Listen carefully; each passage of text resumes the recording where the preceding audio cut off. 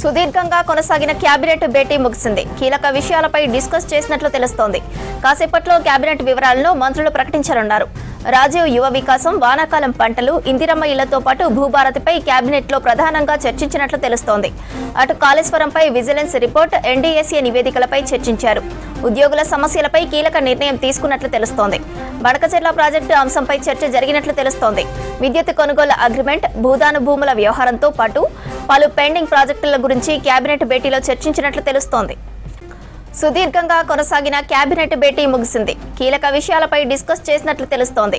కాసేపట్లో కేబినెట్ వివరాలను మంత్రులు ప్రకటించనున్నారు. రాజీవ్ యువ వికాసం, వానాకాలం పంటలు, ఇందిరమ్మ ఇళ్లతో పాటు భూభారతిపై కేబినెట్లో ప్రధానంగా చర్చించినట్లు తెలుస్తోంది. అటు కాళేశ్వరంపై విజిలెన్స్ రిపోర్ట్, ఎన్డీఎస్ఏ నివేదికలపై చర్చించారు. ఉద్యోగుల సమస్యలపై కీలక నిర్ణయం తీసుకున్నట్లు తెలుస్తోంది. బడకచెర్ల ప్రాజెక్టు అంశంపై చర్చ జరిగినట్లు తెలుస్తోంది.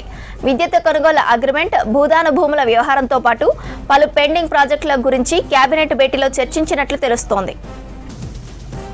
సుదీర్ఘంగా కొనసాగిన కేబినెట్ భేటీ ముగిసింది. కీలక విషయాలపై డిస్కస్ చేసినట్లు తెలుస్తోంది. కాసేపట్లో కేబినెట్ వివరాలను మంత్రులు ప్రకటించనున్నారు. రాజీవ్ యువ వికాసం, వానాకాలం పంటలు, ఇందిరమ్మ ఇళ్లతో పాటు భూభారతిపై కేబినెట్లో ప్రధానంగా చర్చించినట్లు తెలుస్తోంది. అటు కాళేశ్వరంపై విజిలెన్స్ రిపోర్ట్, ఎన్డీఎస్ఏ నివేదికలపై చర్చించారు. ఉద్యోగుల సమస్యలపై కీలక నిర్ణయం తీసుకున్నట్లు తెలుస్తోంది. బడకచెర్ల ప్రాజెక్టు అంశంపై చర్చ జరిగినట్లు తెలుస్తోంది. విద్యుత్ కొనుగోలు అగ్రిమెంట్, భూదాను భూముల వ్యవహారంతో పాటు పలు పెండింగ్ ప్రాజెక్టుల గురించి కేబినెట్ భేటీలో చర్చించినట్లు తెలుస్తోంది.